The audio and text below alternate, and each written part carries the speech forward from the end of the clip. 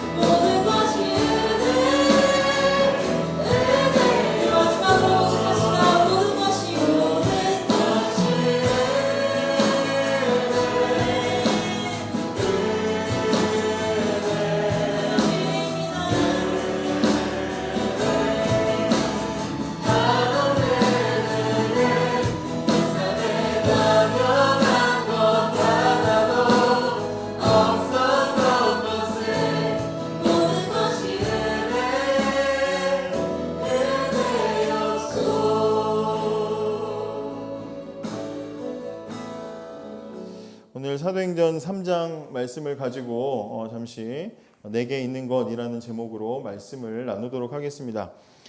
제가 인사동에 볼 일이 있어서 종로의 인사동 쪽에 갔었는데요. 갔다가 보았던 광경이 하나 있습니다.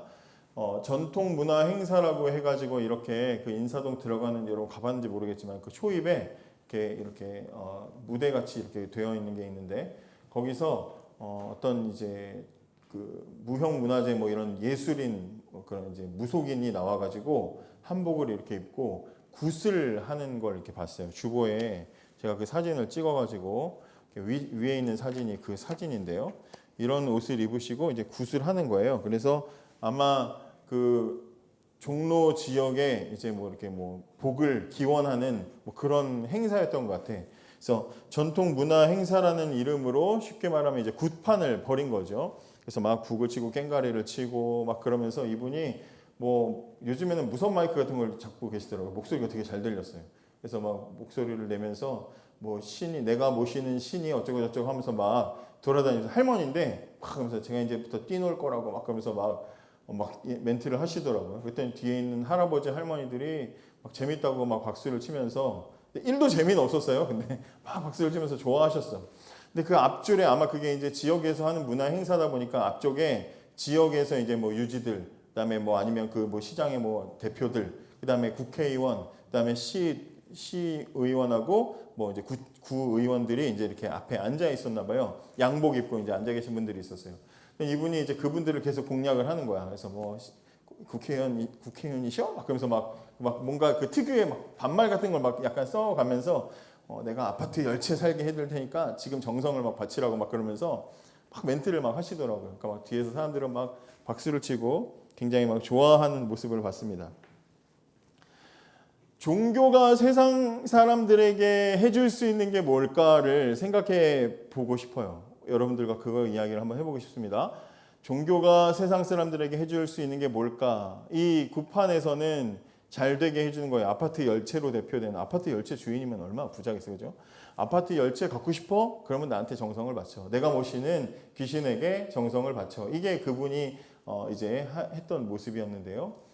얼마 전이 아니지, 한참 전에 한 2년 정도 전에 기사를 보니까 코로나 이후에 계속 기독교인들이 줄어들고 있는 감소세가 있고, 최근에도 이제 기독교인이 굉장히 많이 줄고 있는데, 그 중에 청년과 청소년들이 굉장히 급격하게 줄어들고 있어요. 그래서 왜 교회에 나가지 않느냐라고 질문을 했을 때 그들이 한 이야기 중에 가장 큰 이유가 뭐냐면, 교회에 내가 왜 가야 되는지 모르겠다라는 대답이었어요. 내가 교회에 왜 가야 되는지, 교회 가서 얻을 게 없다. 이것이 코로나 이후에 많은 청년과 청소년들이 내놓은 대답이었어요.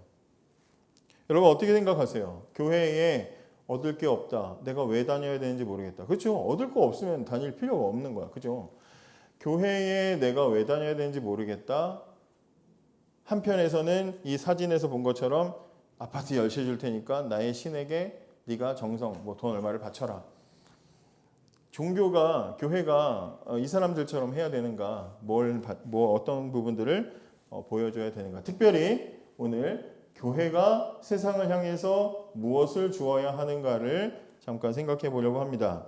오늘 읽은 성경 속에서는 선천적으로 다리에 장애를 입어서 마비에 걸린 사람이 등장을 합니다. 장애가 있어서 이 사람은 40살 정도 된 것 같은데, 40 정도 된 것 같은데, 40년 동안 다리에 장애로 한 번도 일어나서 걸어본 적이 없는 그런 사람이었습니다.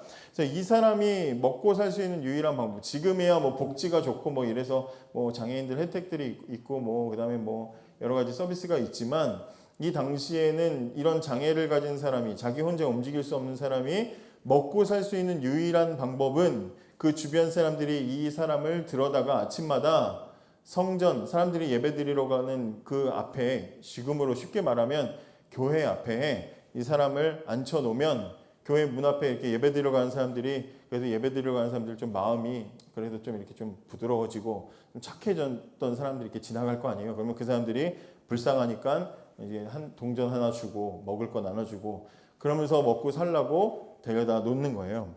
이 사람이 먹고 살 수 있는 유일한 방법은 이것밖에 없었어요. 그래서 이 사람은 성전에 문이 여러 개가 있었는데 그 성전 문 중에 미문, 아름다운 문이라고 하는 문 앞에 이 사람을 이렇게 앉혀놓은 거예요. 그럼 봐봐요. 여기 성전이고 성전 들어가는 입구야. 그럼 이 성전 미문이 있으면 이 사람이 이렇게 앉았겠어요? 이렇게 앉았겠어요? 성전 들어가는 이렇게 들어가. 여기 문이야. 그러면 이 장애인을 사람들이 구걸하려고 앉혀놓는데 그러면 성전 문을 등지고 앉혔겠어요? 성전 문을 바라보고 앉혔겠어요? 등지고 앉혔겠죠. 등지고 앉혔겠죠. 이렇게 앉아서 한 푼 주세요 하고 있는 사람이라는 거예요. 근데 5절을 보면 이 사람이 이렇게 구걸을 하고 있는데 5절을 보면 베드로와 요한이라는 사람이 예수님의 제자가 이 사람들이 이렇게 다가옵니다. 그랬더니 이 사람이 5절에 보면 뭐라 그래요? 무엇을 얻을까 하는 마음으로 바라보았다고 되어 있죠. 무엇을 줄 게 있나? 저 사람들은 나한테 뭘 주려나? 그러니까 맨날 구걸하니까 이 사람은 자동 반사야. 습관이 됐어. 누가 오기만 하면 뭘 주려나? 저희 집에도 저희 강아지 구름이가 항상 저희가 식사를 끝나면 항상 간식을 하나씩 주거든요. 그러니까 식사 끝날 때쯤 되면 제 다리를 막 긁어요. 처음에는 참을성 있게 기다리다가 나중에는 제가 한참 계속 먹고 다 먹었는데도 앉아있으면 막 다리를 긁어요. 그럼 이제 제가 일어나면 이미 그 간식 앞에 가가지고 막 이러고 있어. 무엇을 얻을까? 지금 이 사람이 지금 그런 상태라는 거야. 남에게 의존하는 게 습관이 된 사람. 누가 쳐다만 봐도 저 사람 나한테 뭘 줄까? 이런 상태의 사람이다 이 말이에요. 평생을 손 벌리고 구걸하고 남이 주는 것 얻어먹고 살았던 것밖에 못하는 사람. 그런 사람이 인생에 무슨 즐거움이 있겠어, 그죠? 오늘 뭐 조금 맛있는 거 더 먹었네? 그 정도밖에 즐거움이 없었을 거 아니야. 40년 동안 평생 그런 장애인으로 살면서 얼마나 힘들었겠어. 그래서 사람 쳐다만 보면 나 뭐 주려나? 그런 마음으로 살았으니 이 사람의 인생이 얼마나 재미없고 답답하고 불쌍했겠어, 그죠? 근데 그 사람 등 뒤에 뭐가 있어요? 성전이 있어. 성전은 뭐 하는 곳이야? 하나님을 예배하고 우리 아까 찬양한 것처럼 하나님을 찬양하고 하나님을 만나는 곳이야. 영원하신 하나님을 만나는 곳이야. 그러니까 그 성전 안에는 기쁨이 있어. 찬양이 있어. 감사가 있어. 다시 회복되는 은혜와 기쁨이 있어요. 그런데 이 사람은 평생 그 성전으로 들어가 보지도 못하고 성전을 등지고 앉아서 기쁨과 즐거움과 회복과 넉넉함이 있는 그 성전 안으로 들어가지 못하고 그 바깥에서 사람들을 보면서 뭘 주려나 하고 구걸하는 그런 인생을 살았다는 거예요. 그러니까 성경이 오늘 이야기 장면이 그 그림으로 그려놓고 보면 굉장히 극적으로 지금 대조가 돼 있다는 것을 볼 수가 있죠. 생각할 수 있죠. 그렇게 찬양도 못하고 예배도 못하고 하나님도 만나지 못하고 그냥 그렇게 불쌍하게 남들 손 남들 눈빛만 쳐다보면서 구걸하려고 살았던 그 불쌍한 사람에게 베드로와 요한이 성령이 충만해가지고 그 앞에 딱 다가옵니다. 그리고 7절에 보면 나사렛 예수 그리스도의 이름으로 이 사람의 손을 잡아서 일으켰더니 7절에 보니까 이 사람이 발과 발목에 힘을 얻고 그 자리에서 일어났다. 이런 기적이 일어났다고 이야기하고 있어요. 발과 발목에 그동안 마비가 있어서 움직이지 못했던 사람인데 이 사람이 드디어 힘을 얻어서 일어났다. 그리고 그 즉시 어떻게 했어요? 이 사람은 일어나서 걷고 뛰면서 성전 안으로 들어가서 하나님을 찬양하고 하나님을 예배했다. 그리고 그 기적을 본 많은 사람들이 놀랐다. 성경이 지금 오늘 그 얘기를 하고 있습니다. 사도행전은 영어로 액츠예요. 액츠. 움직이는 책이라고 해요. 이 사도행전은 움직이는 책입니다. 뭐가 움직이냐? 사도행전이라는 책을 읽어보면 뭐가 움직이는가? 복음이 움직입니다. 우리가 믿는 이 복음이 움직이고 성령님이 움직이십니다. 그리고 복음을 받은 교회가 움직이는 이야기가 가득 기록된 책이 사도행전이에요. 사도행전은 읽을 때 신나요. 재밌어요. 즐거워요. 사도행전 1장과 2장은요. 예수님이 하늘로 올라가시고 나서 성령님이 오셔서 사람들이 성령이 충만해져서 막 나가서 복음을 전할 준비가 되었다는 이야기를 해줘요. 그리고 3장에 보면 실제로 그 복음이 누구에게 어떻게 전해지는가를 이야기해요. 뭐 개요를 여러분들한테 설명할 건 아니니까. 그렇게 하나님이 예수님이 올라가시고 나서 복음 전할 사람들을 준비하는 이야기가 1장과 2장, 그리고 3장에서는 진짜로 실제 복음을 전하는 이야기가 기록되어 있는데 그 첫 번째 사건이 뭐냐? 바로 오늘 우리가 읽은 안진뱅이가 일어나는 사건이에요. 그렇기 때문에 우리가 오늘 읽은 이 이야기는 단순히 옛날에 과거에 누구 어떤 장애인이 있었는데 예수 믿는 사람들이 그 사람을 고쳐줬대, 그런 단순한 병 고치는 이야기가 아니라 복음을 가진 교회가 세상에게 무엇을 어떻게 주어야 하는지를 이야기하는 사건으로 보아야 돼요. 뭐 더 깊게 들어갈 수는 없어요. 이 정도까지만 이야기할 거예요. 여러분, 그러니까 제가 아까 설명했죠. 성전의 문을 등지고 하나님을 예배하고 하나님을 만날 수 있는 그 성전의 문에 들어가지 못하고 성전 문을 등지고 앉아서 구걸하는 이 사람은 단순히 그냥 태어날 때 장애인으로 태어나서 참 안타깝고 불쌍한 그냥 구제의 대상, 도와줘야 되는 대상, 우리도 그냥 돈 있으면 십시일반 모아가지고 그냥 줘야 되는 그런 불쌍한 사람만을 이야기하는 게 아니라 이 안진뱅이, 성전으로 들어가지도 못하고 앉아있는 이 사람은 뭘 상징하느냐? 죄 때문에 하나님께 가까이 가지 못하는 모든 죄인을 상징하고 있어요. 하나님께 가지 못해, 들어가지 못해. 그냥 그곳에 앉아서 하나님 계신 곳이 아니라 다른 사람들을 바라보고 살아가는 불쌍한 죄인의 모습을 가지고 있어요. 비슷한 점이 많아요. 이 사람은 선천적으로 장애를 가지고 태어났어요. 마찬가지로 죄인은 태어날 때부터 부모를 통해서 그 죄를 전가받고 태어났어요. 죄를 가지고 태어났어요. 또 안진뱅이가 앉아서 성전에 등 돌리고 앉아가지고 세상을 향해서 먹고 사는 일을 위해서 세상을 바라보면서 구걸하면서 살았던 것처럼 죄인들은 하나님께서 만드신 대로 살지 못하고 하나님과 결별하고 하나님과 등 돌리고 세상을 바라보면서 먹고 사는 일을 위해서 살아가고 있어. 공통점이 있죠. 그죠? 공통점이 있어요. 그러니까 이 안진뱅이는 단순히 불쌍한 장애인이 아니라 복음을 들어야 하는 불쌍한 세상 죄인을 상징하는 인물이다, 이 말이에요. 그러면 그 사람에게 지금 오늘 성경이 누가 다가왔대요? 베드로와 요한이 다가왔대.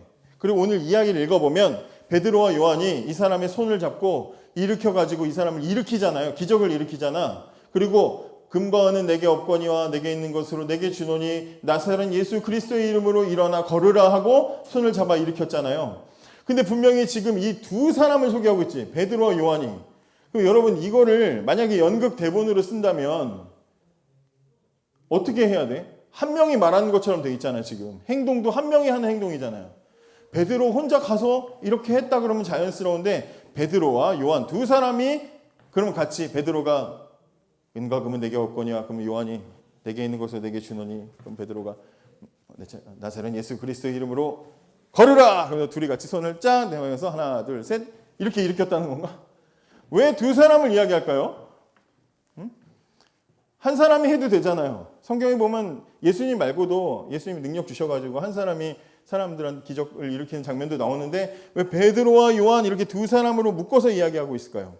이것도 역시 아까 안진뱅이가 그냥 단순한 장애인이 아니라 세상의 죄인을 상징하는 것처럼 그를 찾아온 베드로와 요한도 단순히 그냥 그날 그 자리에 그 시간에 어떻게 시간이 맞아가지고 그냥 그 자리에 교회 가던 사람이 아니라 이 베드로와 요한이 상징하는 게 있어요. 이 두 사람은 지금 앞에 사도행전 1장과 2장에 보면 예수님이 약속하신 성령이 충만해서 함께 하나의 하나님 말씀을 전하기로 무장된 사람들이야. 그래서 베드로와 요한은 쉽게 말하면 복음을 세상에 들고 나아가야 하는 교회를 상징하는 거예요. 베드로와 요한, 교회가 죄인들에게 다가온 거야. 지금 성경은 오늘 그 얘기를 해주는 거다, 이 말이에요. 그리고 이 이야기를 다시 보면 안진뱅이는 매일 오늘 먹고 살 것, 그걸 궁리하고 살았고 다른 사람들이 주는 것을 먹고 살았습니다. 그러면 어떤 사람이 예를 들어서 큰 빵덩어리를 하나 줬어. 그러면 배고팠는데 그 빵덩어리 하나 먹으면 배부르다. 만족하죠? 배고팠는데 배고팠던 문제가 해결됐어. 그런데 시간이 지나면 어떻게 돼요? 다시 배고파요. 옷이 다 해졌어. 옷이 다 해졌어. 어떡하지? 근데 누가 동전 한 입을 줬어. 그래서 속옷을 하나 사 입었어. 잠시 또 만족할 수 있어. 근데 또 몇 달 지나고 나면 옷이 또 해져요. 세상에 주는 도움들을 받았지만 세상에서 주는 도움은 한계가 있어요. 다시 도움이 필요해. 문제가 완전히 해결이 되지 않아요. 술 한 잔 주면 그 술 마시면서 술 취하는 동안 잠시 고통을 잊을 수 있어요. 빵덩어리 큰 거 하나 먹고 잠시 배고픔을 잊을 수는 있어요. 잠시 추운 걸 잊을 수는 있어요. 잠시 동안 잊을 수 있지만 시간이 지나면 다시 원점으로 돌아오는 게 이 사람의 지난 40년간의 인생이었어. 이건 뭘 얘기해요? 여러분, 죄 때문에 고통받는 인생은 이렇다는 걸 얘기하는 거예요. 세상에서 얻을 수 있지. 우리가 죄인으로 살지만 우리가 교회 다니는 여러분들이 목사님한테 지금 우리는 죄인입니다 이 얘기 처음 듣는 거 아니잖아요. 그죠? 그럼 여러분들이 매일 1분 1초도 바뀌지 않고 매일 매 순간 매 초 매 분 난 죄인이야 막 그런 살아요? 그렇게 살기는 뭘 그렇게 살아. 그지? 그렇게 살면 잠이 오겠어. 뭘 할 수가 있겠어. 빼짝 마르지. 나 살찐 거 봐. 이거 안 된다니까. 내가 난 죄인이야 이랬으면 이렇게 살이 찔 수가 없잖아. 그렇잖아요. 우리는 잠시 잊고 살아요. 죄인인 거 잊고 살아요. 즐거운 거 보고 흑백 요리사 보면서 잠시 잊어.